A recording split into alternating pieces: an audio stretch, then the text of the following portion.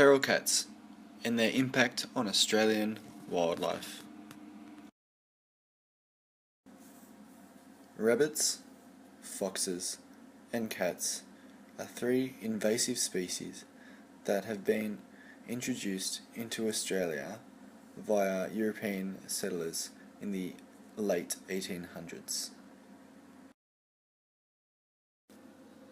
European settlers, at first, were keeping cats as household pets.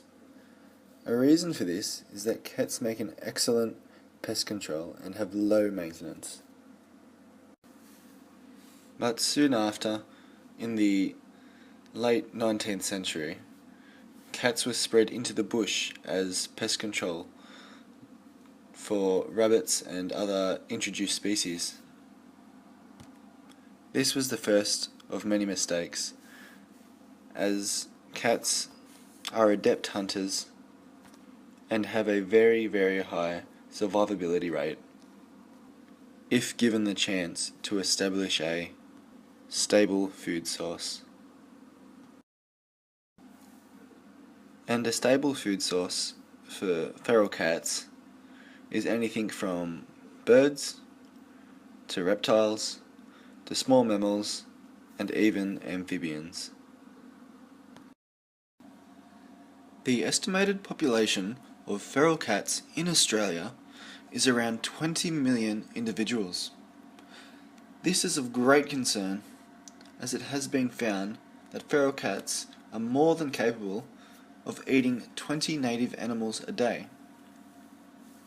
If you do the math, that adds up to a conservative 80 million native animals getting consumed or killed every single day by feral cats. An example of the devastation that feral cats can cause to Australia's native wildlife is what has happened to Queensland's Astrebla Downs National Park's bilby population. As few as 200 native bilbies remain in the wild in Astrebla Downs National Park. This is very, very disturbing, as this is the only place where bilbies are found in this whole state. And the main cause for this is feral cats. Feral cats have almost wiped out the whole population. The population was sitting at around 700 bilbies, now 200.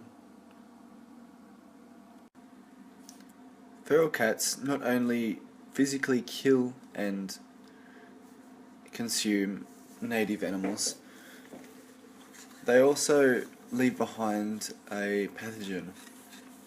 This pathogen is called toxoplasmosis. Toxoplasmosis is carried inside the fecal matter of cat waste. It is mainly concerning, as if an animal gets infected, it can be fatal. Some side effects of this can even include apparent blindness, enlarged lymph nodes, and abortion. Abortion is very concerning, as some native populations of animals are already struggling to fight for survival of their progeny. Some ways to reduce feral cat populations have been introduced. These include baiting, trapping, culling, exclusion fencing, and poisoning. Baiting and poisoning are a successful way of reducing feral cat numbers in certain populations,